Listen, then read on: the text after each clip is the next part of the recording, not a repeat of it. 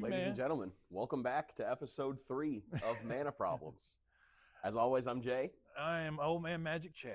And as always, we're joined by Isaiah in the booth here at the Gamers Guild in Hobbs, New Mexico. Welcome back to the 3rd episode, man. Sweet. We made it 3 episodes. Uh-huh. So that's something. The old buddy. Something to behold, man. And we're going to... Wizards just dropped some more cards on us today. I mean, it feels like we literally were just talking about this yesterday when we were talking about the Marvel release, that it was so weird that we hadn't seen anything from Lorwyn yet. And then 3 or 4, 5, 10 cards today. I guess Wizards heard us and listened, because they dropped some stuff from Lorwyn today on us. So we're going to get into that in the top of the show. And then we're going to go into what we were intending to do in the first place, which was talk about some third-party products. As you can see in front of us, we have a good little slew of some different options for you from some third-party vendors that are not specifically Wizards of the Coast and Hasbro, that you can maybe save some money, maybe not save some money, but find something better quality, but also find something that's a little more your style. Right. I mean, one of the things is I've also been a guy that plays in lots of big tournaments out of town and other places. So you got to have also stuff that whenever you go to these things, that it's easier for you to carry your stuff with you from place to place, from table to table, or from building to building.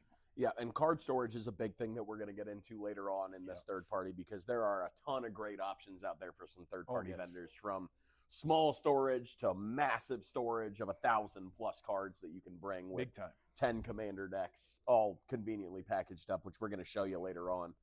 But Chad, let's get into some Lorwyn, man. I mean, we had some cards dropped on us today that are interesting, to say the least. As a not blue player,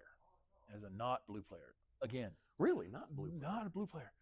There's a card that in this set is just so disgusting in my brain that I'm like going, this is gross. And it's this new blue card costs 2 blue and 3 with Convoke, that says draw 3 cards and then discard a card.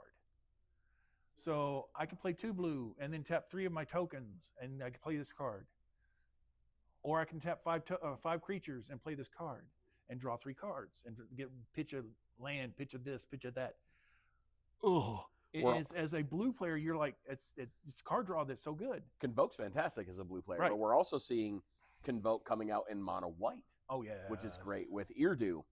The Carrier of Dawn, that new elemental god that has dropped, which is giving all of your creatures Convoke. So we're seeing a mono white Party Thrasher now coming in, which is amazing in mono white, and a lot of fun if you're playing gods. And if you're playing, Wooburg gods, which I know you love your god deck very much.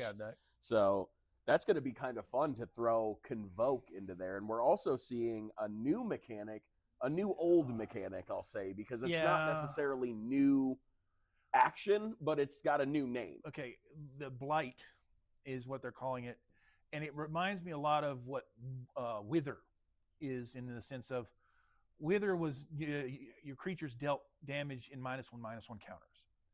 This is okay, and it comes in the form of the High Perfect Morkent.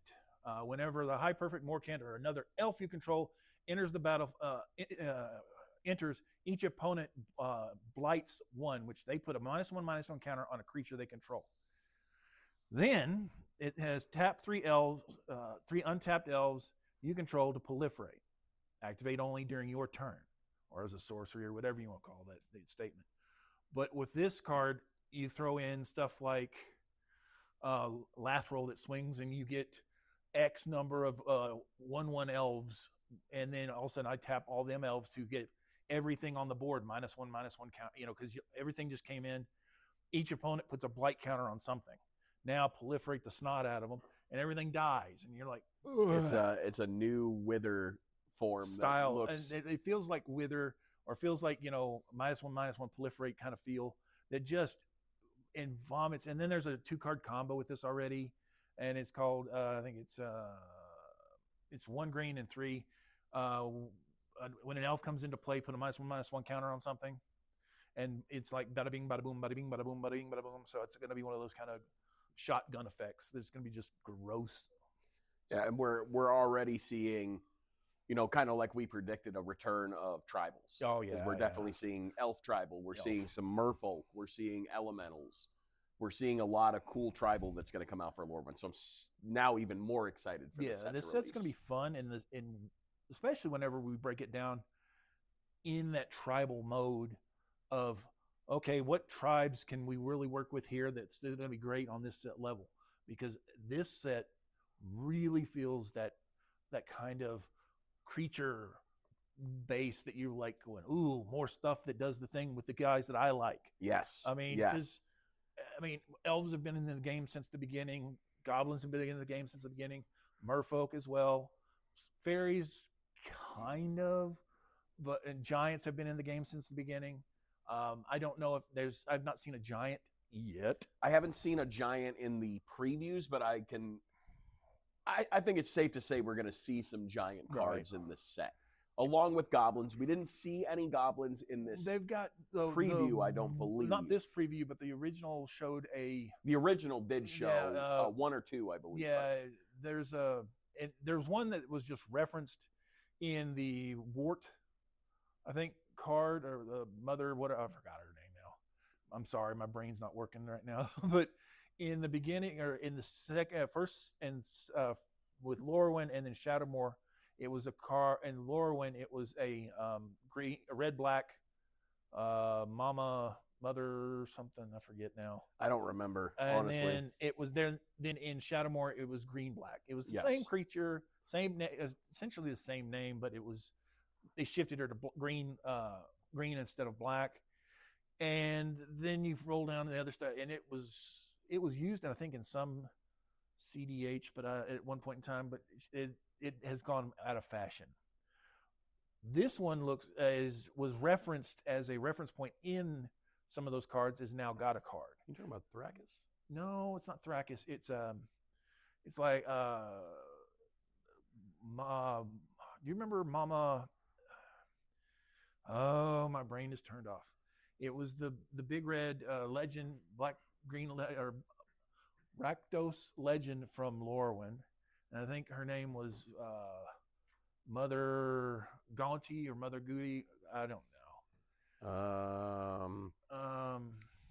I don't remember off the top of my head. It was Lorwyn stuff, and then they had another version in Shadowmoor that was the same, but it was essentially a little just different enough that it was kind of hard to find. And then I'm looking it up right now. I mean, I'm going to be honest with you. Lorwyn, when Shadowmoor and Lorwyn first came out, that was when I was kind of on that hiatus.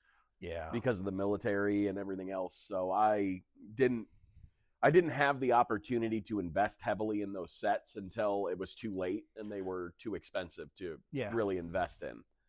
I've been lucky now that I have purchased several collections through the years and done things with collectors that have been around as long as you have. Right. Who now I have some really great stuff from Beta and Unlimited and Antiquities and all of those kind of things. But I didn't heavily invest in those. One, because I was 7 years old when those things came out and I didn't have a whole lot of money back then. But I've really gotten a lot of it now with this pursuit, which we're going to announce the new show coming up in a few episodes. A little bit of a teaser, but we will have another show dropping Magic related where Chad and I are going to be traveling and doing some stuff. So you're going to get to see a little bit of our POV, a little bit of our day in the life and stuff like that as we go and feature some cool new shops. We get to meet some really great shop owners. We get to meet some cool new communities. We get to play with some new communities and really showcase what Magic is doing all around the United States, which is super fun. Which is always kind of neat, especially if we can get it where everybody's happy to see us walk through the door. Because sometimes some people don't like to see other people. So Wart, Bog, Ante. Oh, Wart, Boggart, Annie. It was Wart, Boggart, Ante was the first card. And then they had another version of her that was from Shadowmoor. Yeah. You were saying Mama, and I was like, I don't remember a Mama Goblin. I remember an Ante. Yeah. But I'm just like, because my issue sometimes I forget, and I'm a bad remember. Well, you're old. Yeah, we'll chalk that up to to age. Considering how many sets have been out since then, so I don't want to hear nothing. Because, dear God, the amount of sets. Yeah, you know. But also, I wanted to talk to you about another one in this new Lorwyn release that came up. It's the Bitter Bloom Bearer. Oh, Bitter Blossom with legs. Right? It's Bitter Blossom with legs, which is fun. I mean, I'm sad it's a 1/1, but for 2 black pips, I mean, I'm cool with it, right? It's a 1/1, 2 black pips. Right. But Bitter Blossom. Oh, broken card. Get to make some fairies. You know, 1/1s and just watch everybody sit there and go, oh no. Yeah, I know. Which I mean, if you guys don't play Bitter Blossom, right? Or this new Bitter Bloom Bearer, Bitter Blossom is not just good in fairy decks. It's great in a lot of decks. It's great in CDH. I run Bitter Blossom in my Obnixilis Captive Kingpin CDH deck. Yeah. Which is just paper cuts. If you guys want to see Obnixilis or any of those lists, let us know in the comments. We're happy to drop our CDH list for you guys. If you guys want to see the exact decks that we play for CDH, if you want to see my Krenko Mob Boss list, if you want to see the grossest goblin list on the planet, I'm happy to drop my deck list, my Obnixilis deck, my Ezio Auditore deck, which is super fun, free running assassins in CDH. I run a fun Edgar Markov CDH deck. And we're also going to get into another deck that I run, which is a complete proxy deck. That's all third-party proxies from one of my favorite games of all time, Helldivers 2. Which, if you don't play Helldivers 2, I don't know what you're doing with your life because it's still super fun. But the other card that was warped was the Raid Mother. The Raid Mother. That's why I was okay. Raid Mother. Okay. Yeah. Yes. It took me a second to figure it out, but I'm sorry. Yeah. No, you're totally cool, man. I mean, let's be real here. There are over, God, 500,000 cards now. I don't remember every name of every card and what they do. I got a lot of them in my head, but not every single one. Yeah, that's the problem. Is it's so many and too many, and sometimes you run into issues of that card that does the thing and the card that does you know that red one that does this, and there's 50 of them that do that. So which one do you want? The stuff that's coming out of this set in story feel, I like. As in part of the lore and part of the story of this excited to see what it's going to do to standard. Oh yeah, I'm very excited to see what some of these cards are going to do to standard.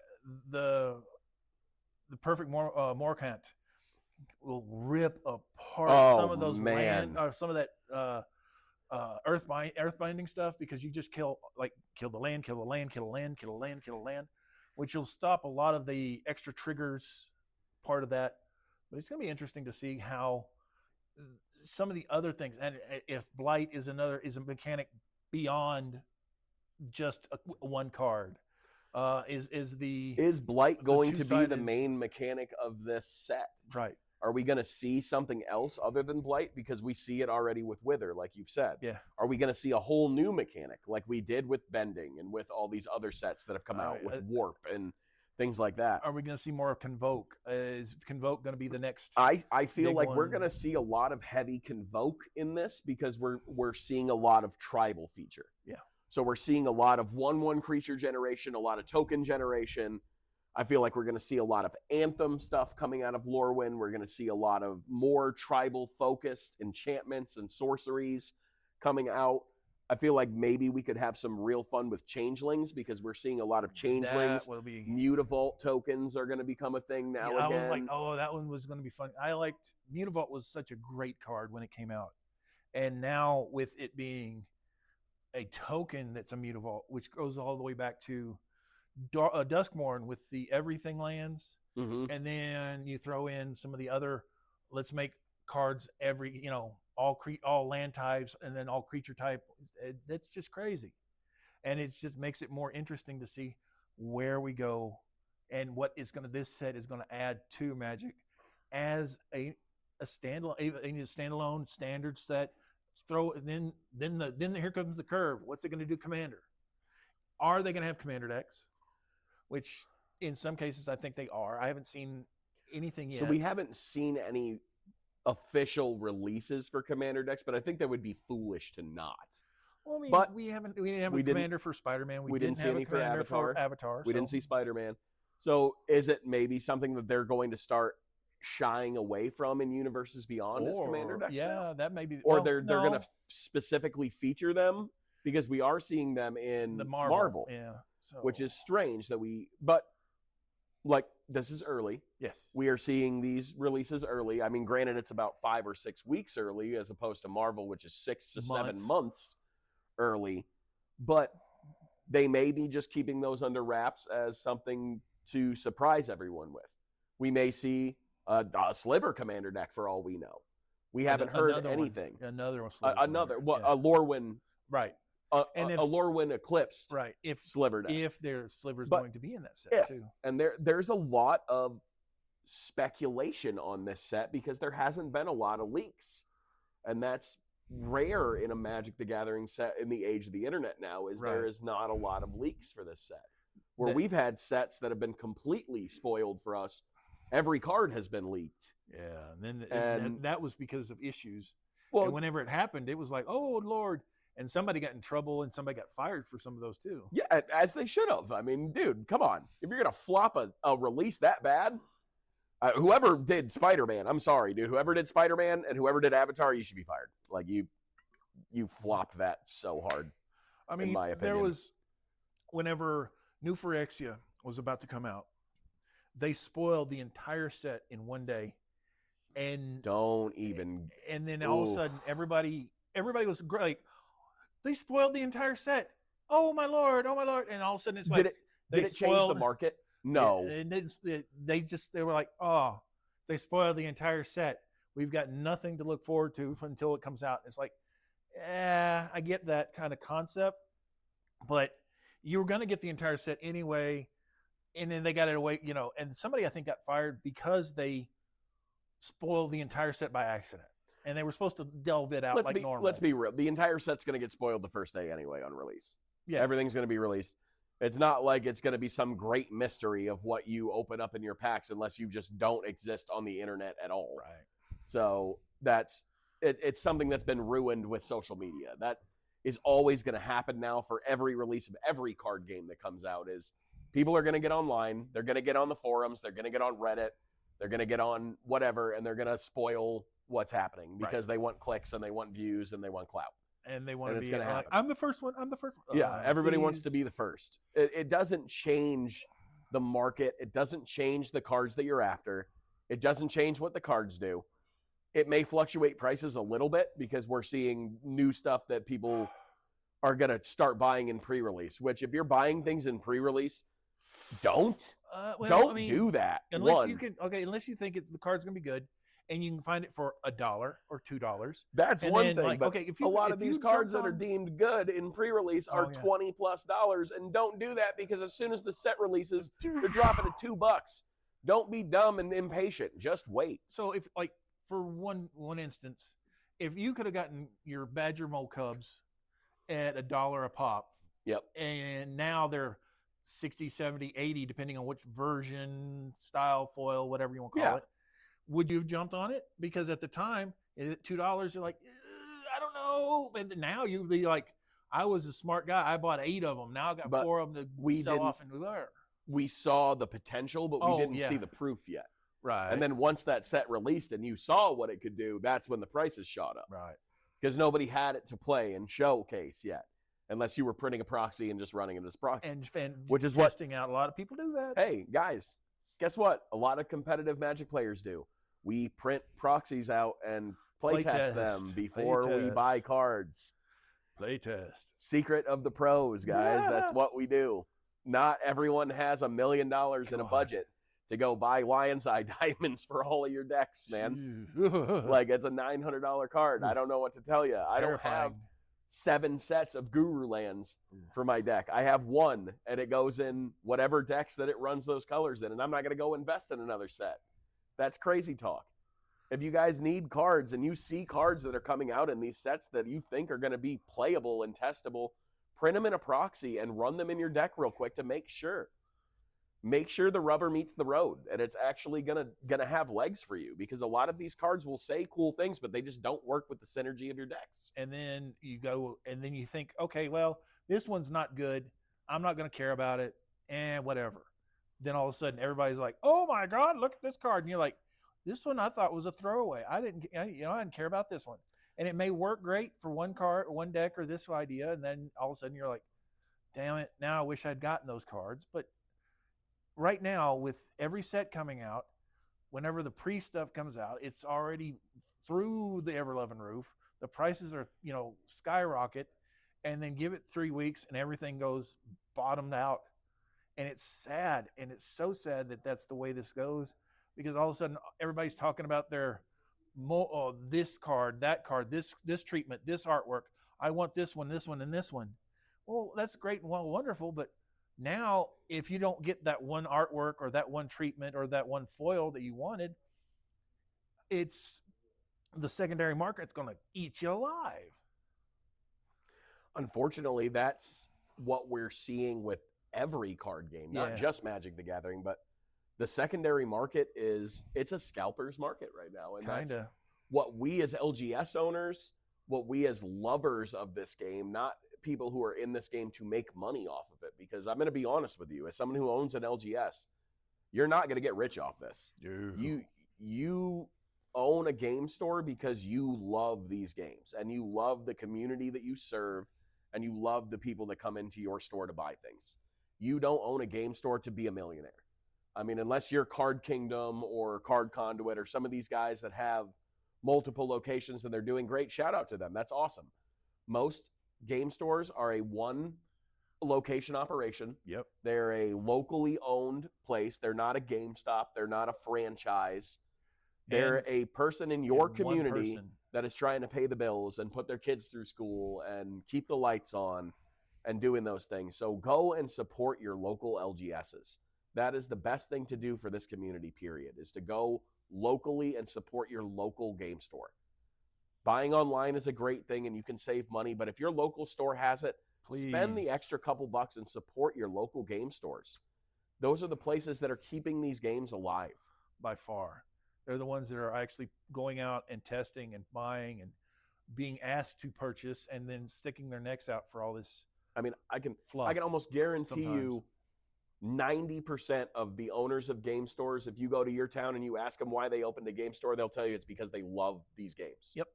And that's the reason why they opened a store, is because they saw a need for one and they love these games and all their friends love these games and they all played somewhere and then they decided to open a place.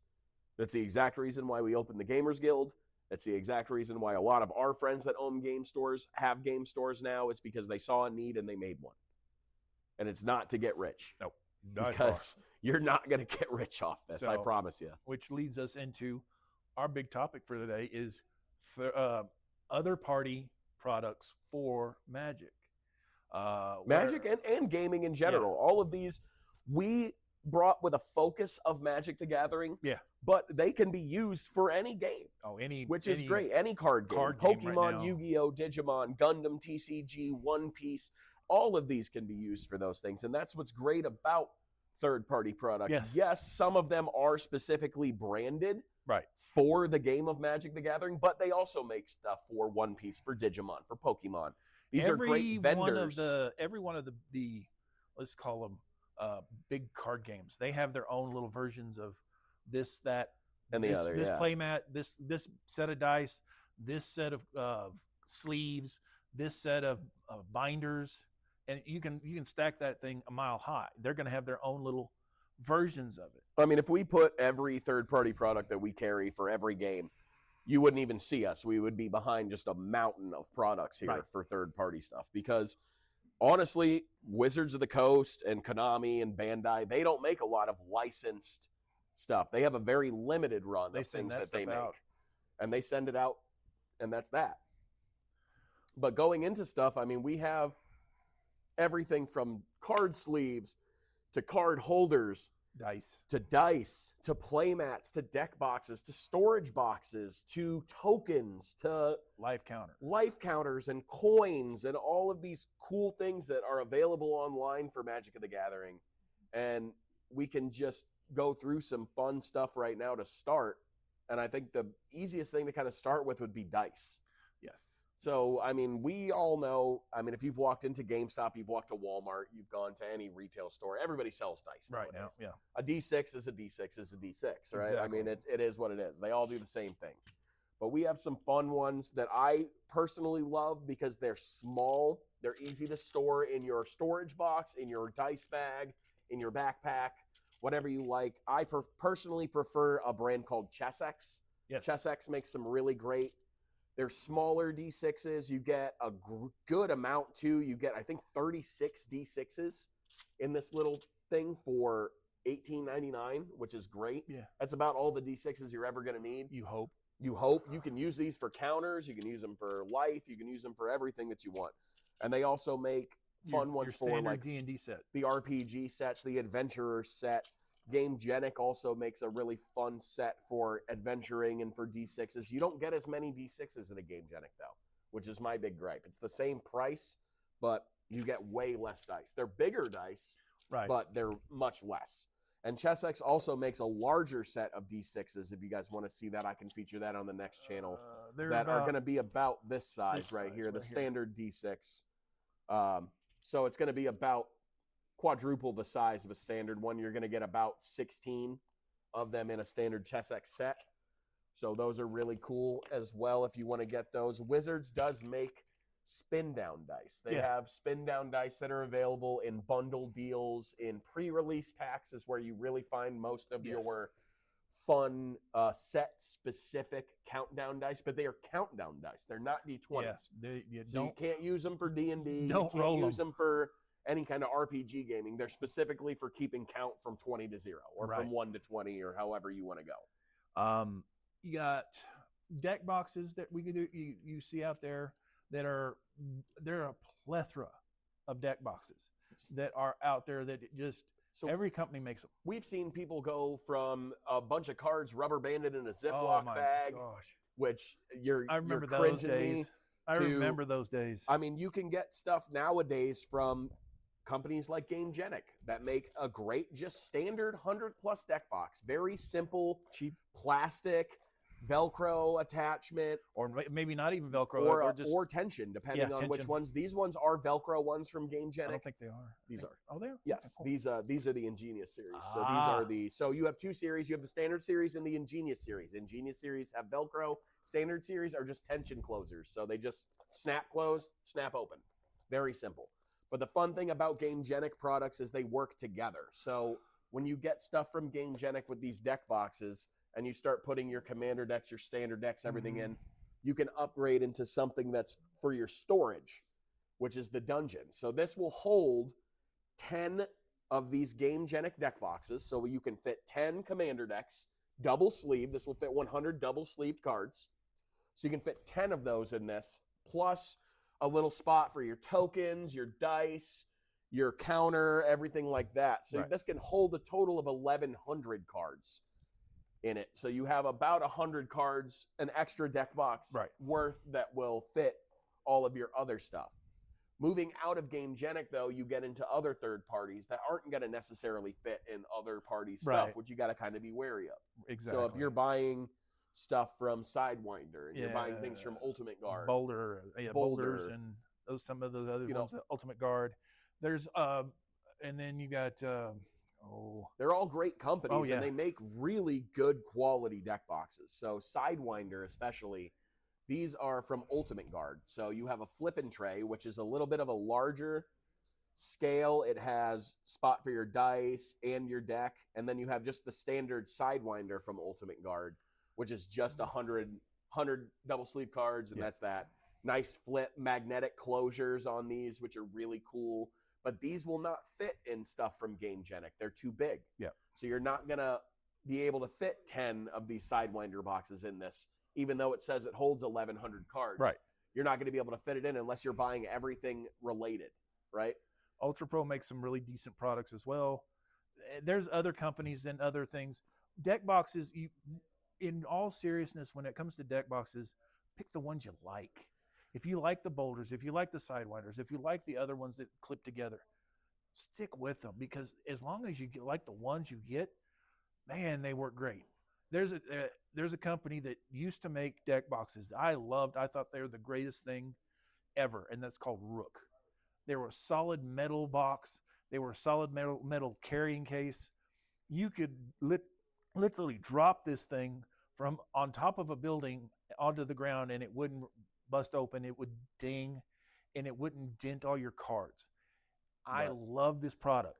Problem, it was made too good, and if they you made bought it too perfectly, and you bought one, and you never had to buy another one. So, and the issue is if that's one of the biggest problems with whenever you make something so good that everybody's all like, "This was so good, I cannot believe it was this good," and you're like, "Well," and that's why they go out of business. Is all of a sudden they're like, "Oh, we made it too good, and now we can't." Everybody that bought it is already kind of moved on. They're not buying anymore because they bought what they needed. And that nothing can be said for good quality craftsmanship, right? Oh, I mean, I still have all of those. And that proves the point right there, because you bought those how many years ago now? 20 plus? Yeah. Yeah, and they're still in as good a shape as the day you bought them. Yep. They may have a little bit of surface dings and scratches. Yep. But if you took a buffing wheel to it and you buffed it out, it would look just like the day you bought it. And that's the deck boxes. It's something to be said for craftsmanship now. Everything now is designed to break eventually. Were a metal lid that clamped down, and when you put them in the container, it had a latch that you could latch down with. Yep. Actually, if you wanted to, you can even put a padlock on it. It kind of looked like an old lunchbox. Yeah. And some of them, they look like old lunchboxes. They were metal cases.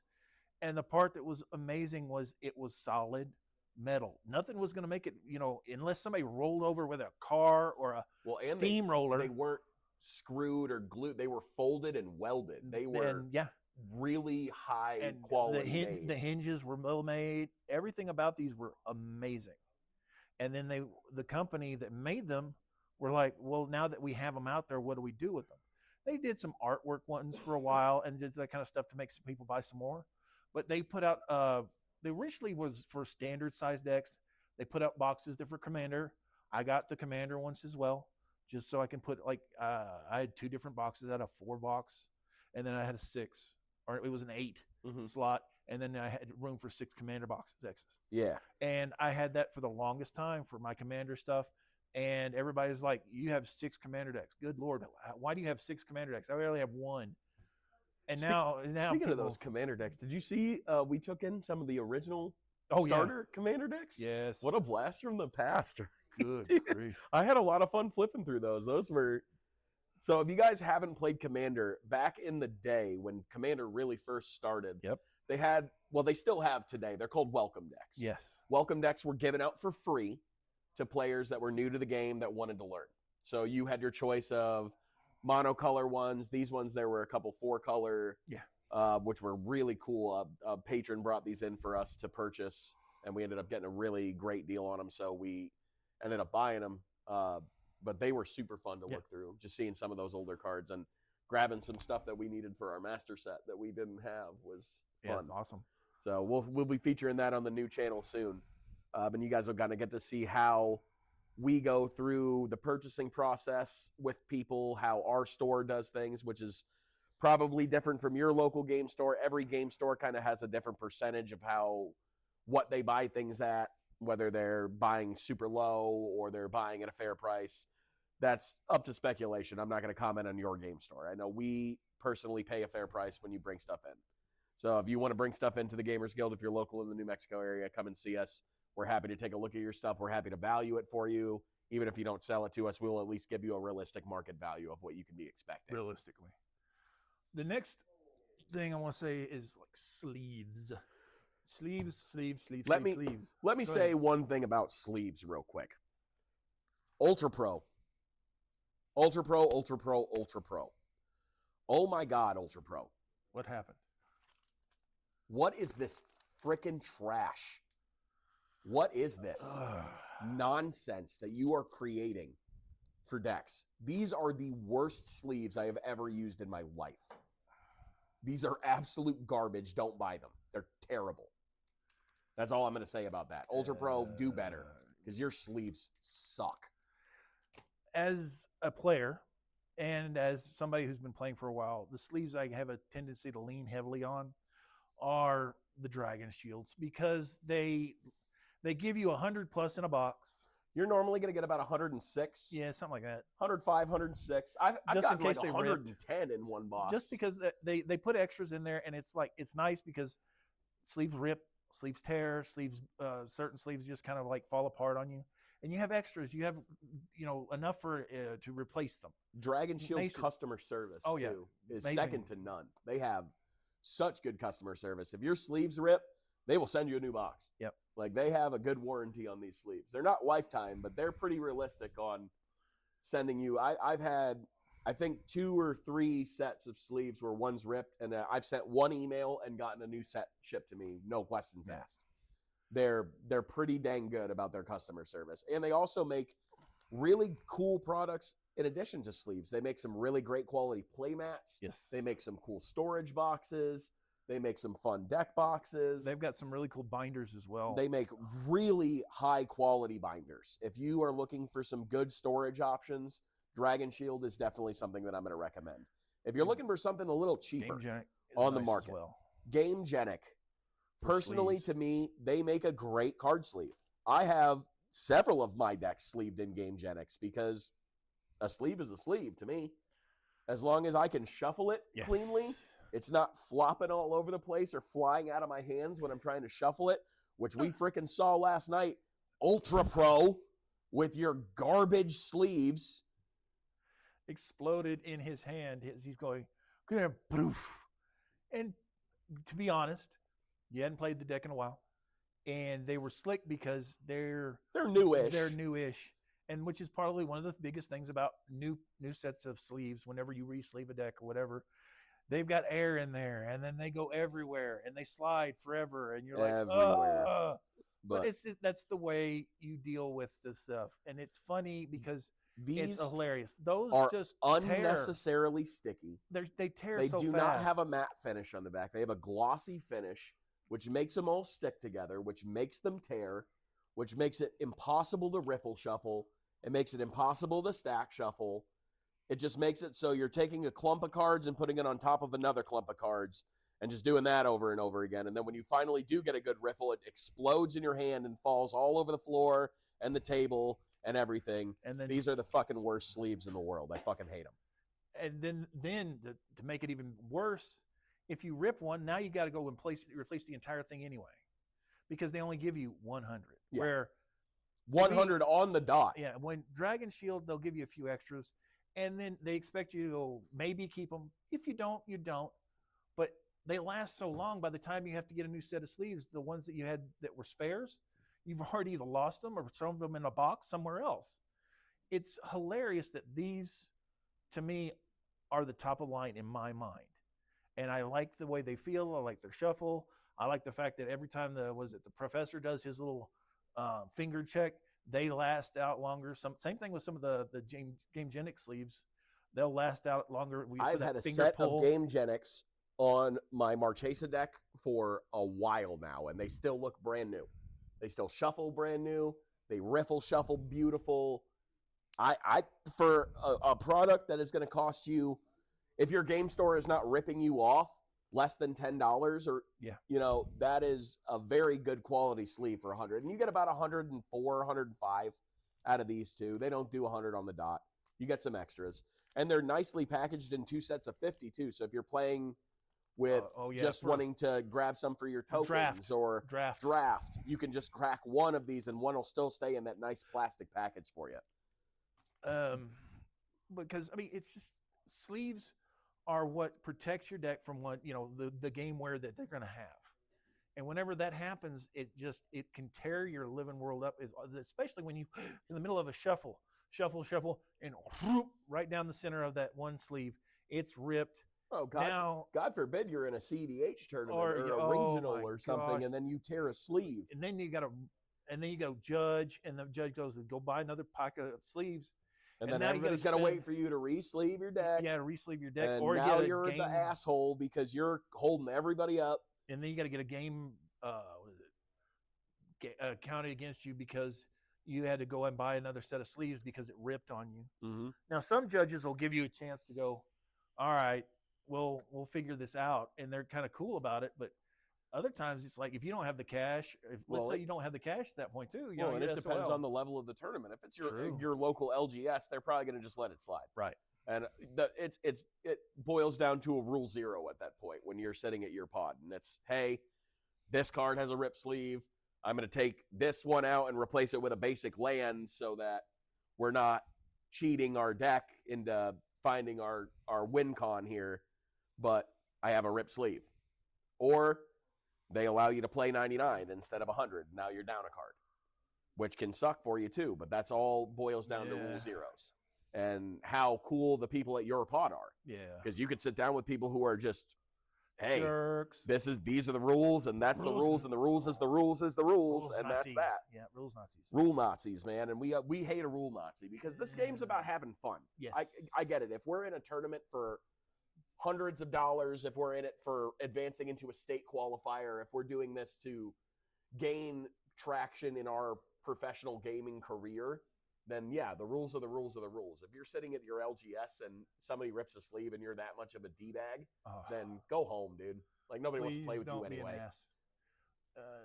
The next thing I want to talk about is life counters, because life counters are always really cool for me and for other people. Like these right here, these spin down or these click down life counters.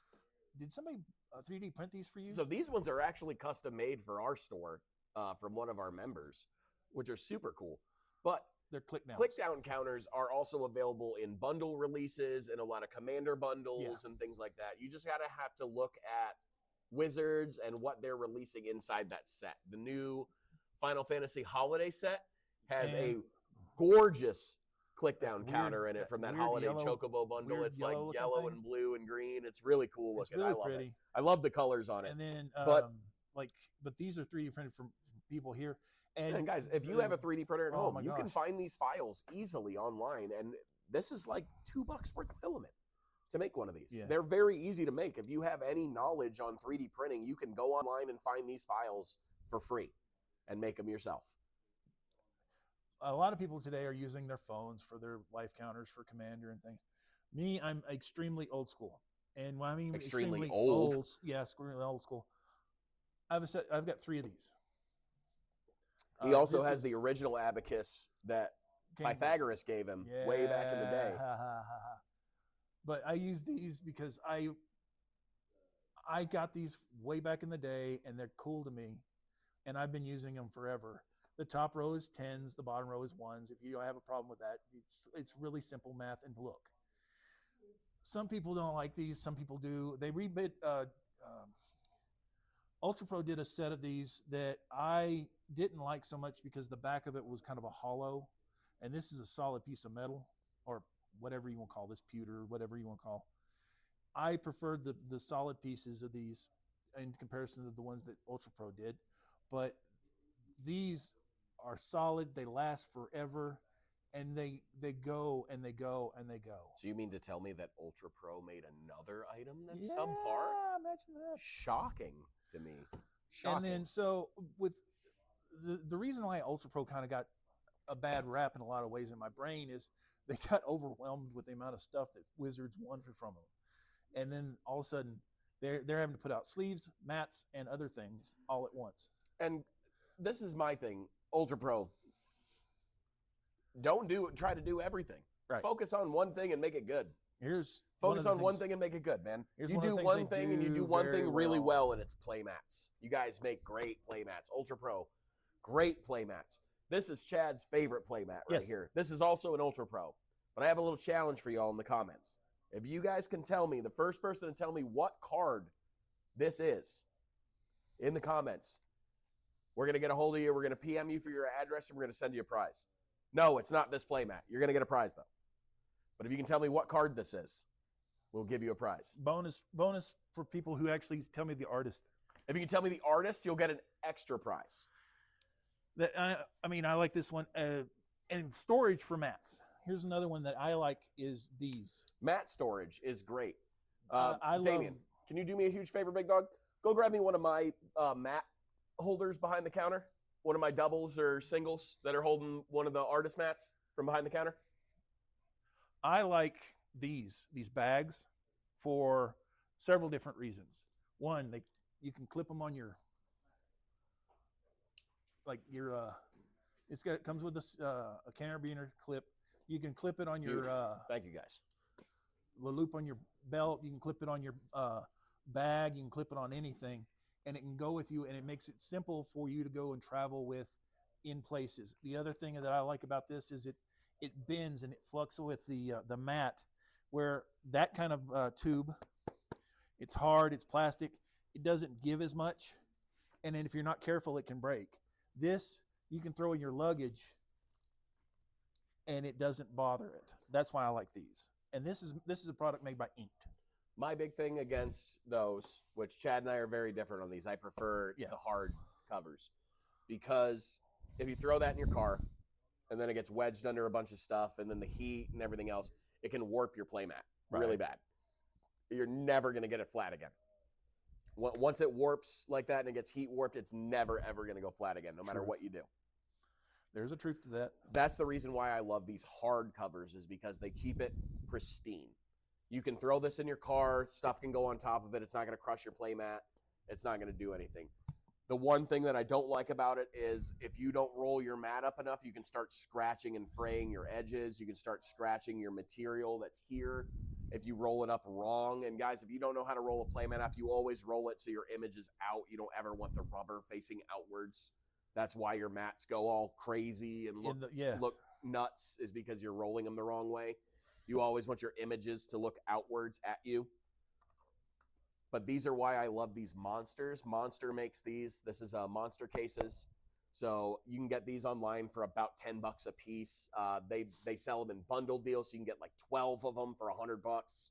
So there's a great option to get a whole bunch of these for your playmats. But you'll see some players that will bring 15 playmats with them to a store, which makes zero sense to me whatsoever. I bring one playmat everywhere I go, maybe two, depending. If I have one playmat that goes with one deck that I really, really like. I have a dinosaur playmat that goes with my dinosaur deck that I really like to play with.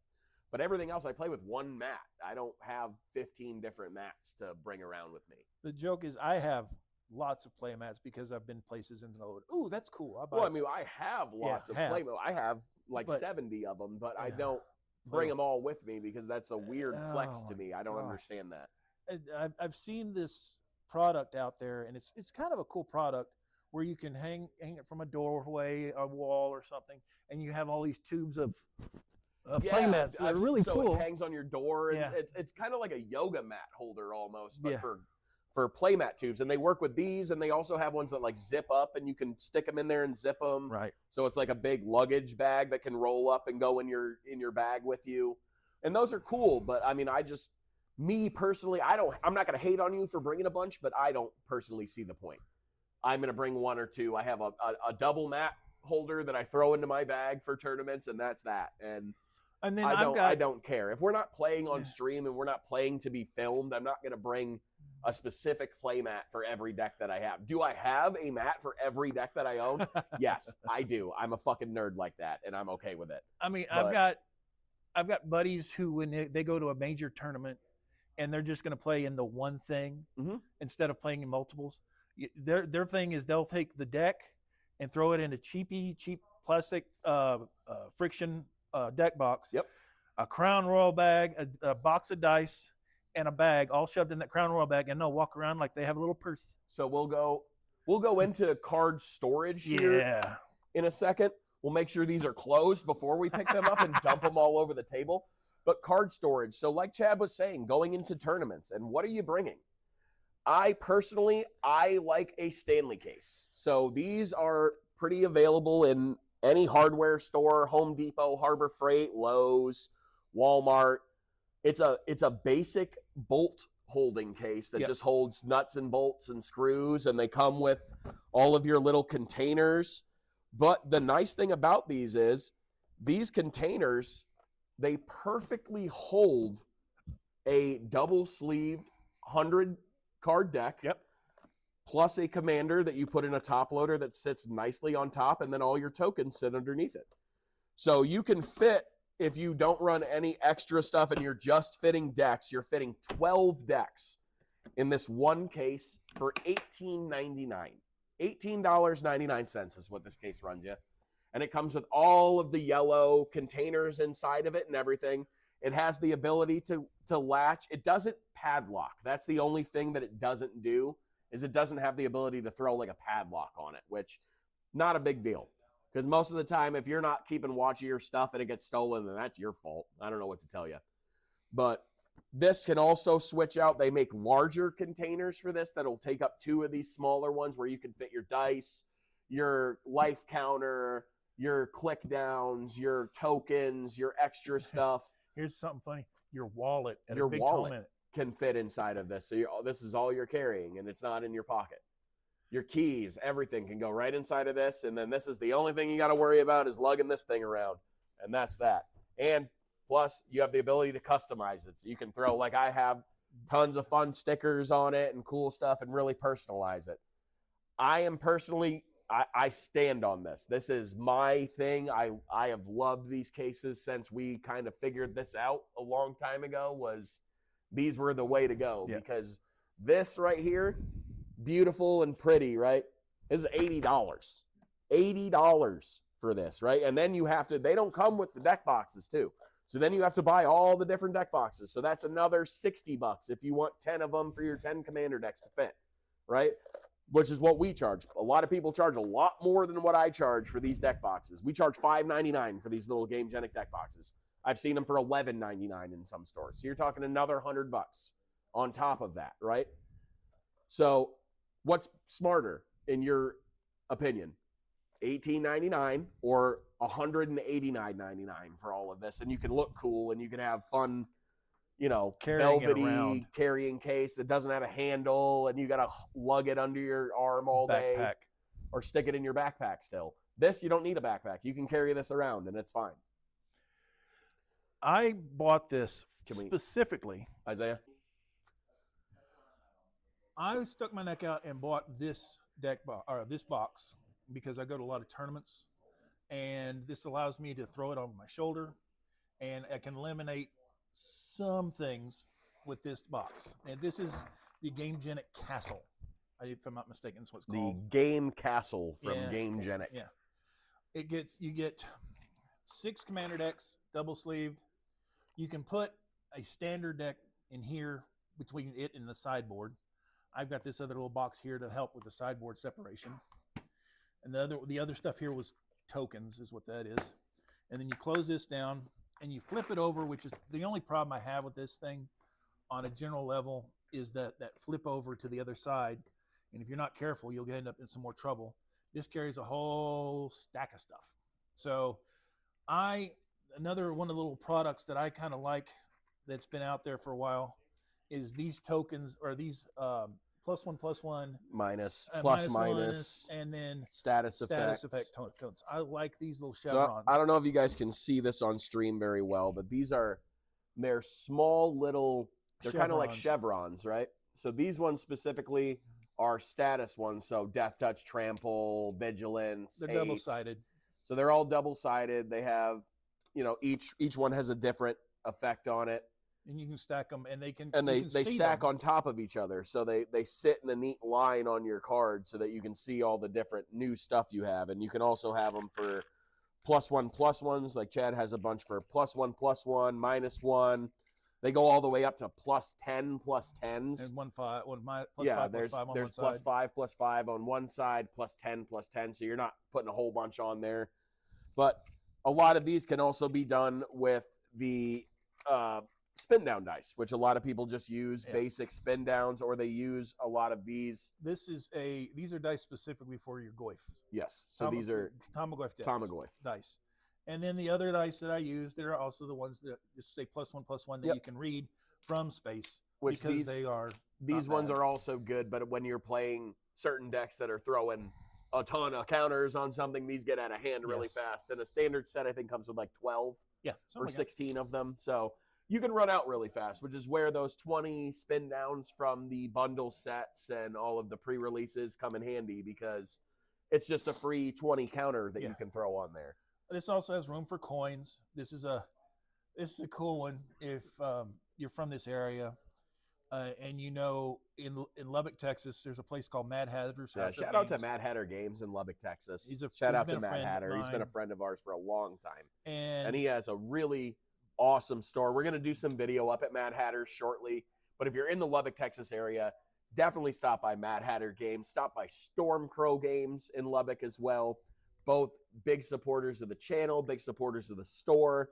The owners there, Aaron from Stormcrow and Hatter from Mad Hatters, are really good friends of ours. We've been playing this game together for a long time. Chad's known Hatter for the better part of 3 decades, I think. Like so, now, tokens.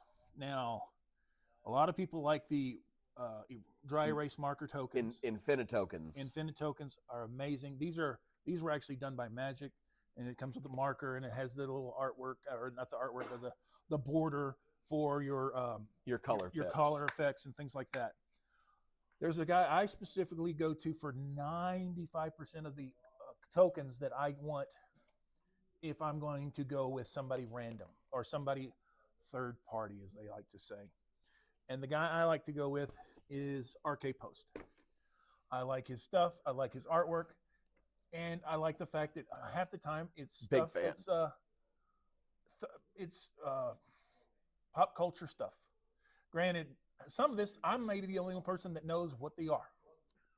There's been a few that you've thrown at me that I've been like, oh, yeah, that's cool. I have no freaking clue what the hell you're showing me. The best one by far, and I am not a horror guy. I've never been a horror guy. Best one by far, ladies and gentlemen, the pirate token. The best one. No competition other than the night token. Is this guy. The one that everybody, I know people who know who this is. Hey. Then there are people who have no idea who this is, and granted, they're a lot younger than I am, so that's fine. Yeah. And that's okay. I get it. But for people that don't know, this is Vincent Price. Classic. Legendary horror icon actor. And it bothered me for a long time that people just don't get who he is. It's like, who, what, huh? What is this? And I'm like going, I'm going to kill you. A lot of people think it's Edgar Allan Poe. Yes. Because they see the Raven in the background and they think it's Edgar Allan Poe. But Edgar Allan Poe had some crazy hair, dude. That is not Edgar Allan Poe. With his tokens being $1, I think 50 cents. They were at 50 cents at one point in time. I think he's gone up to $1 because of printing and stuff like that. But, I mean, that's pretty dang fair when you're getting this kind of quality. And these are not like cheapy paper. These are on legitimate like MTG cardstock. It's the same thickness as a Magic card.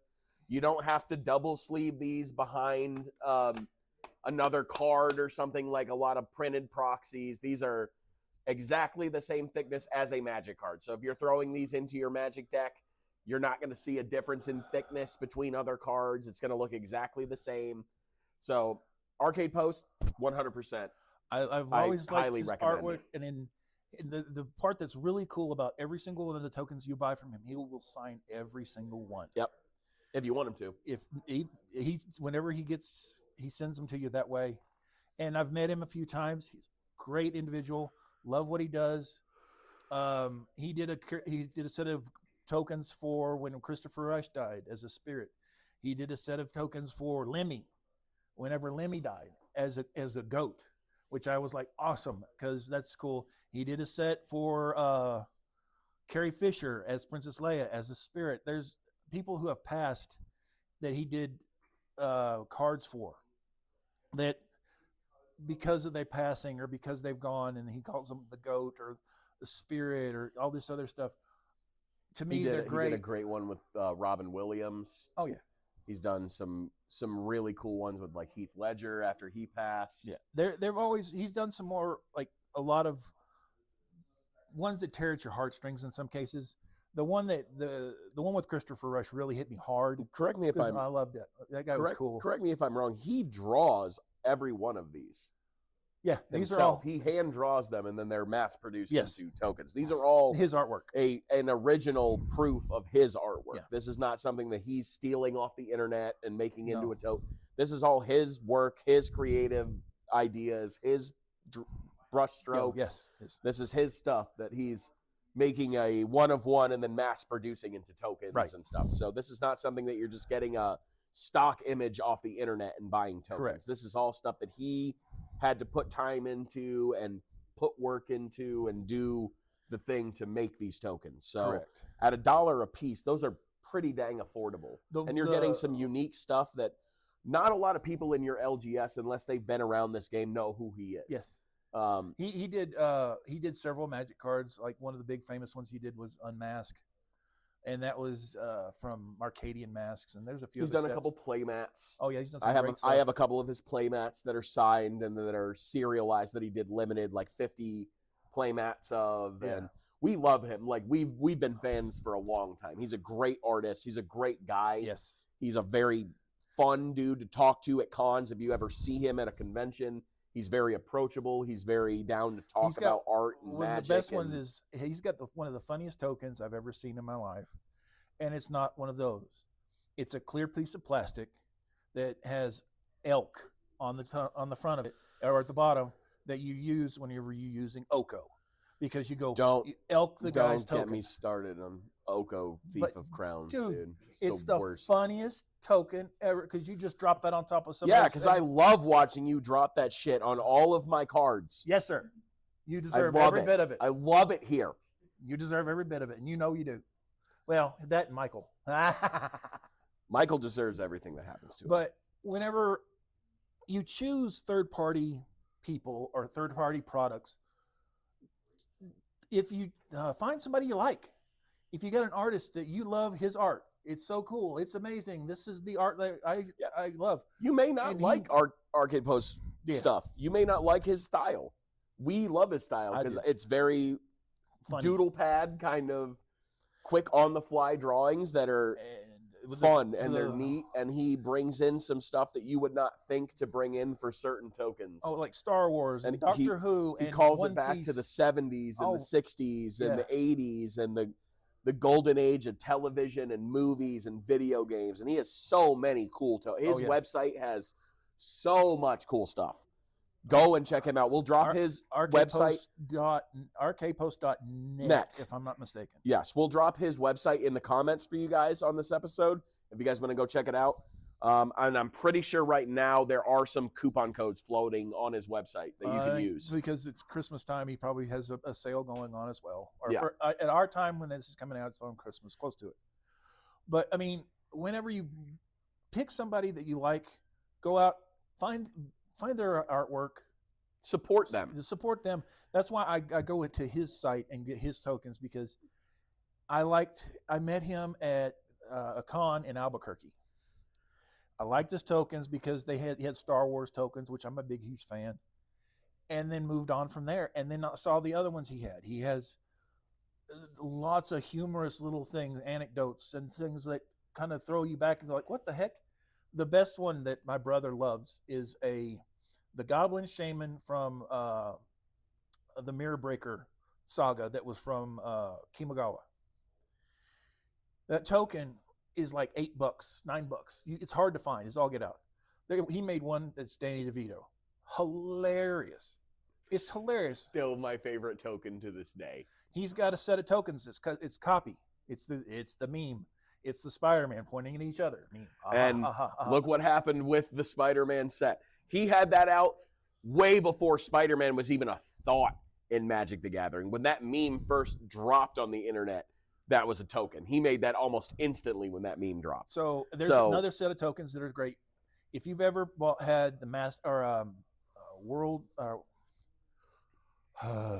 worm token or worm creature lifelink death touch. Oh, Jesus Christ, dude. Why you do this to me on the spot? Well, it's the defector worm? No. Hold on, chat. We're gonna figure this out real quick.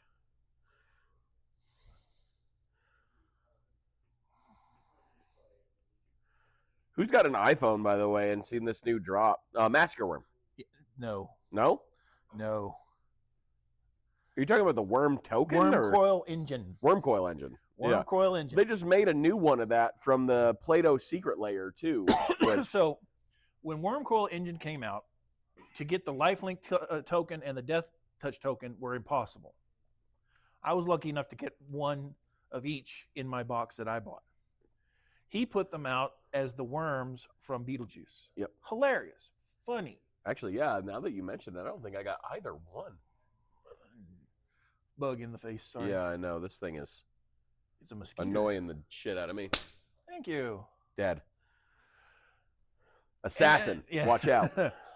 And so it was funny to me that he came out with both sandworms from Beetlejuice for the tokens. I was hoping he was going to do Tremors with it. Oh, okay. Well, that's the part of worms it, from Tremors. That's what I was kind of hoping instead of the sandworms from Beetlejuice were cool. Yeah. I was hoping for Tremors. That's what I was hoping for. What's funny is then he came out because one of my favorite old school cards is Hazes on Tamar. And Hazes on Tamar comes out with Sand Warrior tokens. Guess which one he put out? He put out Sand People. Yep. And then he put out another one, which was the guy from the original Dune movie as a Sand Warrior token for the Fremen. It was hilarious. He's also got worm tokens from Dune and he picks from movies, he picks from TV, he picks from random bits of stuff, and it's always funny and it's always hilarious. I love his stuff. I can't talk enough about his stuff because I'm such a fan. Amazing. I mean, I would love to have him on the show at one point. It would be great. But hopefully sometime down the line when we run into him again at a con, we can get an interview with him for the show. It'd be great, yeah. But moving on from that kind of stuff, tokens, super fun. Magic also makes every token that you need. Yes. But the downside is you're not normally going to get the tokens you need in the pack that you buy. No. Which is weird. You would think that they would associate the tokens that you need with the pack that you buy, but they don't. Maybe, but they got to make it random. They do. They got to make it random because of. Well, with tokens, you would think they don't need to make it random. Yeah. They would look at what's in the pack and put the associated tokens in there. You'd think. But how many times did I pull Edge of Eternity's packs and pull Lander tokens out of shit that had no Lander token generation? And I was like, why do I have Lander and robot tokens that do nothing for me now? Right now. Yeah, Thank you for the waste of cardboard. That's all it was. Well, I mean, everybody's susceptible to whatever they want. And then whenever you find a product you like, go buy it. If you like it, love it, hate it, go get it. That's the main message of this episode is don't be focused on buying brand specifics. Right. Don't worry about if you're buying cards from Wizards of the Coast, only buying things from Wizards of the Coast. There are so many products out there that will save you money, that will make you a better player, that will make you a more efficient player, that will help you to get where you're going faster, right? There are other things that you can find on the local trade community from Etsy or things that you can make yourself that are really easy. Chad has a cool card holder. Give me a second. How many of you are tired of the person sitting across from you doing this all the time? I know I am. Drives you nuts. Drives me insane. A friend of mine, way back in the day, made this for me. Yeah, and I have one. Chad has one. It's literally a block of balsa wood. Block of wood with a bunch of slits cut into it from a bandsaw, and it holds your hand. So now you don't have to sit there and fidget with your cards. I was at a Grand Prix in Albuquerque. I was able to sit at tables with pros and other people, and I got more looks and more disgusted looks because I'm sitting there with this in front of me playing people, and they're literally losing their minds because I don't have my cards in my hand going the entire time, and it just sits there. And everybody's like, "What is your problem? Why are you doing this? Why is it like that?" Because I'm not doing anything I'm not doing the fidget thing. Yikes. That's a horrible hand. Oh my God, that's a terrible opening hand. Yeah, but whenever you got this is something that somebody made for me that I love to use. Now, this is not for everybody. This is not for many people. A lot of people don't like having this in front of them because it takes away from your ability to interact with the board. Sort of. Chad normally has this off away from him where he can still do everything and then, go and pick his cards and do his thing. But this is something that's just a great viable option, and there are 3D printable options of this. Yes. There are woodworking options. There are resin options. There's plastic options. You can find a simple card holder like this, and this will hold about 16, 20 cards. I mean, we've seen you stack your hand pretty heavy in this thing. And it's still easy to read every card. And that's the nice thing, is he can sit there and he can go through and read it easily without having to fiddle with cards and mess up your sleeves. And so, I mean, if you're playing somebody who has one of those lovely little blue decks that have half their library in their hand, this makes it kind of easy to go, I'll put the viable stuff here. I'll shove the lands over here in a stack, and I'll shove the other stuff that I'm going to discard over here. This allows you to kind of see and do, and without having to sit there and constantly go, wait a minute, wait a minute, wait a minute, wait a minute, as you're fumbling through all your cards. Yeah. Now, granted, I'm one of the few, and I know I'm one of the few that love this. I know that there's some people out there who would love to have some of these and hand them out to other people, especially that find that this is that constantly flicking of cards annoying. This is hilarious. And if this is something you guys want to see in the chat, if you want us to start carrying this, we can carry this on our online store for you guys. We can bring in something like this. It's not something we carry normally, but we do special order things like this for people who want them. Chad is probably one of 2 people who play with something like this in the store currently. But that doesn't mean to say in a regional tournament there aren't 15, 20 people that like it like this. But it's another option for you that just makes it more comfortable for you to play the game, how you like it. And always the thing, what makes you comfortable? Are you comfortable with what you got?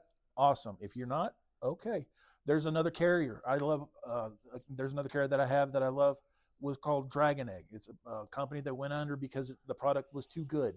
And what was hilarious was they guaranteed the product for life. And it lasted longer than they did. Well, so much now. Yeah. But it's one of those kind of products that whenever the company makes a product so good that they almost put themselves out of business, that's the part that just makes it horrible. True. And you've got the Stanley box. I've got 2. I've got 3 of those Stanley boxes myself. 2 of them are full at the moment. One's becoming refilled again with commander decks and other things. I love these things. They're great. The only reason I ended up buying this was if I was going to major tournaments, I needed something that was easier, and a lot of it was this carry strap, throw it over my shoulder, and I was happy and go lucky and go wherever I needed to go. Yeah. This made sense to me. Well, in a lot of tournaments, you're submitting one deck, and that's the deck you're playing. Yes. So you don't need to bring a big case to a tournament. You bring a deck box, a mat, your dice bag, and that's it. Yeah. But in this case, this one, I mean, because now at events and stuff, you've got commander tournaments, you've got standard, modern, pioneer, you've got everything going on all at once. Now with the new format since 2011. Yeah. I mean the last major, God, I'm dating myself here, Okay. but the last major regional I went to was 2008. Yeah. So that was standard only. So you brought a standard deck, you brought a pad of paper and a pencil. Yes. You brought a life counter, your tokens associated, and that was it. So you had a a set of dice, a pencil maybe. case. Yeah. I mean, you had your little 60 card deck that you brought. You had a couple dice. You had a pad of paper and a pencil for your life total. Yep. And that was that. And it all fit in this nice little tiny case that was about this big. If you were lucky. And that was what you carried around with you. Nowadays, when you go to a regional, you have standard, pioneer, modern, commander, dual commander, 2-headed giant commander. You have 7, 8, 9 Canadian Highlander. Yeah, you have 10, 11 different events. So you need to bring 6, 7, 8 decks with you to be viable in all of these events if you're planning on playing all of these events. And most of us are planning on playing all of these events. If I'm going to go up and play, I'm going to play all day and I want to play. Yep. I'm not going to go and play one game and suck out and go home. Yeah, no, you go in, you find the side events, you go to this event, you go to the main event, and if you play good in the main event, you play in the main event all day. And then you go to the second day and play in that main event all day. Or you get hated out, turn 1, turn 2, turn 3. Fuck it. I'm going to go and play in the commanders, and I'm going to play in the standard. I'll go play in the build a deck out of a box of cards. Yep, build a box event. I'll go do it all. And whenever you go to those Magic Cons, which are now, what do they call them? it's great to sit there and go from place to place and find a place to play. Yep. And this allows for these two products here allow you to take your decks you want and your stuff you want to those events. The only reason I like this one for that is the strap for your shoulder. Yep. That's my biggest complaint. And if you want to modify this, you can. I mean, it's not that hard. It's just a pain in the backside. But whenever you go to these events and you go and do this thing, the best shot at doing a lot of things is the minimalistic thing you can do is the best. And for the guys that are going to play in just the one thing, a crown roll bag, the deck, and your one of these, and your deck a crown royal bag, a mat, and a mat, and your dice, and you're that's good. That you're good, man. And throw your dice in the crown royal bag, put this on top of it, carry your mat with you. You're good. You don't need anything else. And if you're a real player and you're there to play, then you need something with a little bit more storage because you're not going to be taking the same deck to every event. No, and then if you are, then come and see us because we can help you build some better decks. And then you're going to need sleeves for whenever you play in these sealed events and all the other stuff that the stuff that you need when you go to these events exacerbates as the time progresses because all of a sudden you're like, you show up and you're like, okay, I got my deck. I'm good. Oh crap, I forgot dice. Oh crap, I forgot sleeves. So in that sense, you can approach this from two different aspects. Yep. You can approach this from the Boy Scout aspect or the baller aspect. So you can be a Boy Scout and you can bring everything that you need. You can bring an extra pack of sleeves. You can bring dice. You can bring a box, extra box, all of this, and have all your checklists done. And when you get to the event, you have to spend no money except for food and drink and what you got to do for entry. Yep. Or you can go the baller route and just bring your deck and your bat, and then whatever you're missing, you just buy it at the event. And they're normally, on these events, they're at a jacked up price. Yep. They are at a premium. So you are spending crazy money on dice and dice bags and play mats and stuff like that. And it's just, that's that. But this is a pretty easy tournament setup right here. This is everything Chad needs for the entire day is right here. Yep. In a convenient shoulder-strapped bag that he can carry around his shoulder, go all around the venue. I have everything I need in this case plus a mat, and that's that. This right here with this setup right here allows me to walk around with this dangling, and it doesn't impede anybody. That's kind of why I like these. Like I said earlier, this makes sense in a tournament setting, not what I would call. I use this at my local here, but I would rather just use this for tournament use because it's a little expensive. I bought it because I'm like going, all right, let me test this out because I wanted to see. Now I watched some videos on it and I like it and I don't like it for two reasons. Okay, let me borrow your box here for a second. This box opens like that. This box opens like that. I really just wish this box would stop here. Unlike all the way over. That's my biggest complaint about this box. Aside from that, both these boxes are amazing. This one works for tournament play, whatever you want to call it, and for carrying everything you're going to need on the spot. This one works for your local LGS to carry. You're going to play all night long, different Commander games, different days, all night. This one, to me, works for a tournament setup. That works for local. And that's kind of where I've been looking at this from a point of view of why I bought this to begin with. But I did pay a premium for it. It was $50. I think they've gone up since then. I think they're around 60 now. Right. The other thing I really don't like about them is the doors or the tops. They break really easily at the hinges.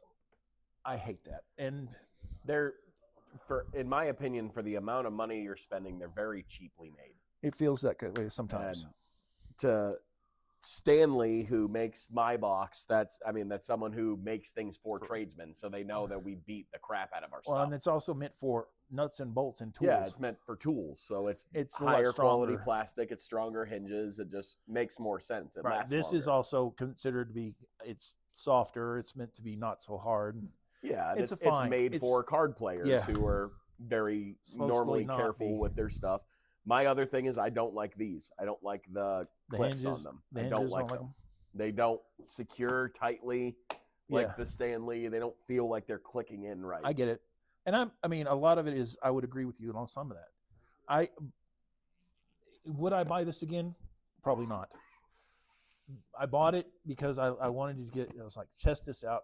And somebody was like, why are you bothering? Well, it interested me. Mm-hmm. I saw them when they were in the store, and I was like, I'm probably going to buy one to support the store. And then the only one they had was a pink one. And I was like, no, I'm good. I like it for what it is and what it's for in my brain. Mm-hmm. Now, like I said, would I buy it again? Probably not, because it's, like I said, it's a little pricey, and I'm not wholly made of money. But I'm kind of glad I did get it for what I got in here. It eliminated, in my everyday carrying around for Magic, it eliminated an entire one of these because of all the other junk that I had in it. Yeah. Like I had a box with a bunch of the tokens and dice and counters and this, and then little baggies full of these little Chevron tokens and all that stuff, which I'm like, oh my Lord, this is so much. This box eliminated a lot of that space for me. Yeah, I can understand that. And then that's why, to me, it feels more like a tackle box than a card box. And that's truth. I mean, both of them could be the same thing. I know a guy who took a tackle box and converted it into his, that's what he carries around to events. And then I've seen a cool box that was made back in the day that was hard plastic and kind of expensive now, that had little lock-in dividers, and you would also have a lock-in thing that ran to the top of it. Yeah. So nothing would fall out.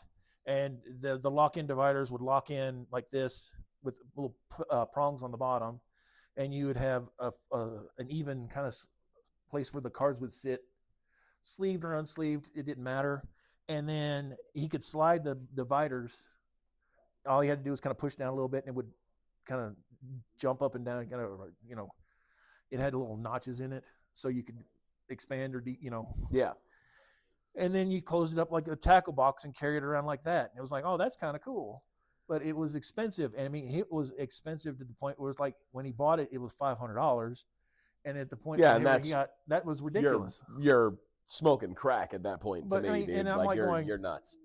$500 for a box to carry my shit around? Right. No, you're crazy. Right. And that's what I thought. I told him I thought it was cool. I was like, so how much do you pay for that? And at the time when he bought it, he had a lot more extra cash, and he cared a lot about what he had.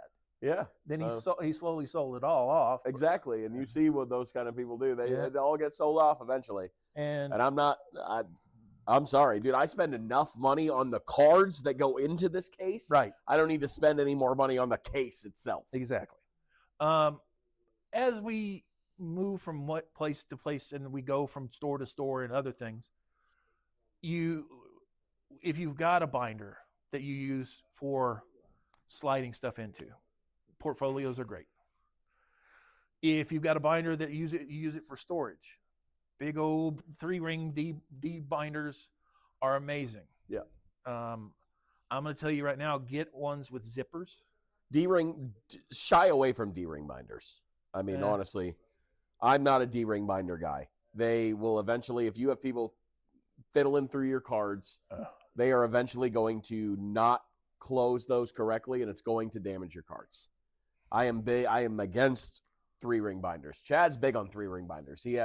But Chad also has a collection of rares that will trump almost anybody in this country. I can pretty much guarantee you. If you came into our store and you saw our storage room with rares, you would be shocked. Vomit. Okay. You would audibly vomit with the amount of rares that we just have sitting. But it's storing them in a 3-ring binder is not the best thing unless you're not really going through them a lot. The amount of people that go through it, you're adding to human error, and now you're flipping things, and it's going to eventually damage cards as you do that. Where A lot of these new zip folios they're sewn into the spine, so there's no ability to do that. The only reason they don't hold as much. No, that's my problem. Yeah. Is they are small and they hold 250 cards maybe. And that's when you're getting into collecting like we collect, you need fucking 500 of those, and that's just not feasible when they're $27.99 a piece. It's just not feasible. But if you guys can find feasible storage, the best thing is just shelving and cardboard boxes with the card storage boxes are a great way to store your rares. Make sure you're putting humidity packs in them. Yeah, that's the biggest thing. Is if you're a cigar smoker, you're probably familiar with these humidity packs. But they're called a B52. That's the company that I use, and they're just a small little pack. You soak it in water ahead of time, and then you let it dry, and it slowly releases humidity, so it will keep your rares from curling. The other part is if you want to be cheap, like a cheap bastard like I am, if you buy a package of beef jerky, those silicone packs that they say those little silica packs in beef jerky, and throw them in there. That's what keeps that stuff fresh, and it's what keeps that moisture. And they may smell like a little bit of funky but in the beef jerky. That is the biggest reason why you will see your foils in MTG curl is they get dry. And they dry out, and all of that ink dries, and it starts to curl that cardboard. Well, it's that metalling, that foiling process. That foil is what curls the cardboard as it dries out, and that's what Pringles the cards. Now, granted, there's probably a process that they could actually figure it out, but I don't think they're gonna anymore. No, to make it work. Where like the original foils that they have don't Pringle. Whenever they shifted to this other side, and a lot of it was somewhere around to Kier, I think, is when they started Pringling really heavily. And that's what Khans and Tarkir? Yeah, Khans and Tarkir. I was gonna say Dragons. It was way before that, dude. But it was like, it's been a minute since those cards have been curling like Pringle chips. It started kind of in Khans of Tarkir, and then they really didn't fix it, and they haven't fixed it, and it's like, man, just put a little effort in it. But hey, that's they've got their bottom line. And if they can't afford to do it, it's up in the air. But it's one of those things that they're not going to fix it because it's going to be unnecessary money into fixing it when they're not getting heavy. I can't say that. They are getting heavy complaints about it. Yes, they are. But they're not going to listen to the complaints because they're not relevant complaints that are going to cost them money, because people are going to continue to buy the foils and the rainbow foil secret layers, and until we stop buying those and they see a decline in those foil prices and the foil sales, then they'll do something about it. But if you guys keep going online and you're buying all of these rainbow foil packs and everything out in 2 minutes, they're never going to fix that because they don't see a problem. Right. So they don't see the problem. It was the same thing with Commander. Oh, yeah. Back in the day when the rules committee said, we are not going to support the Commander format. Right? Oh, yeah, Magic said they're not going to support it. Yeah. They said no. It's standard and Pioneer and Modern, and that is what Magic the Gathering is. And then the entire community said, oh, yeah? Well, fuck you. We're not going to do shit for you then, and we're not going to buy anything until you support this. And then, bam. Now look at the #1 selling format in Magic the Gathering, Commander. It is a community-based format that was now made public because of the community. And until you guys sit down and you start coming together as a community and saying this shit is wrong and you need to fix it, they're not going to fix it. But like we were talking about, this third-party product, these silicone packs, work great to flatten out your foils. Or, I love this product so much, the Heavy Played Hard Inner Sleeves. Shout out to Heavy Play. The best inner sleeves I've ever used in my life. My guy, the best inner sleeves, period. And you want to talk about expensive? Yeah, they're woo-wee expensive. But you want to talk about protecting your cards better than anything else? Heavy Play inners, man. I have a $10,000+ Krenko deck sitting right here in Heavy Play inners. The worst thing about it, that's a 100-card deck right there. She's thick. But are your cards going to be protected forever? Absolutely. You're never going to have a problem with any of your cards when you're running heavy play inners. They are solid inners. They're not going to bend. They're not going to break on you. They're going to protect every card that's in that deck, from a basic land to the most expensive mythic in your deck. It's going to protect everything.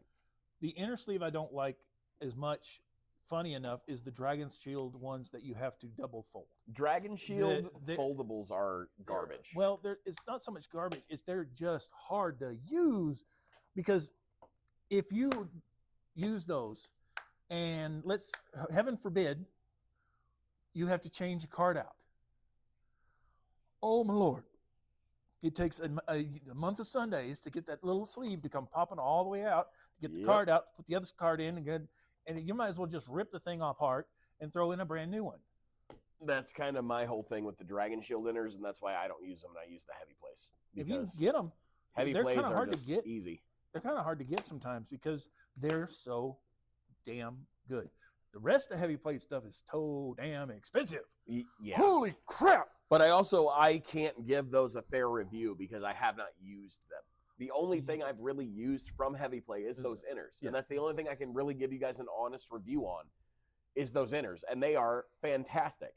And if I can attest to the quality of those inners to everything else that heavy play creates, I can probably assume that everything else they make is going to be pretty fantastic, because they make a really high quality. Something that's very overlooked in a lot of things is inner sleeves. Yes. Because inner sleeves are inner sleeves, and you throw it in a card, and then you throw it in another sleeve, and it's done. Yep. But they really took the time to make something quality that you don't have to get 15 sets of them. Right. You can get one set, and when it's gone, you move it to another deck, and you get another set for another deck, and they're going to last you forever.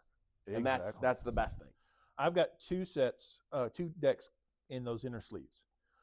One is a CEDH deck. The other is a deck that I'm slowly blinging out. And for those people that don't get it, blinging out means foiling the deck out.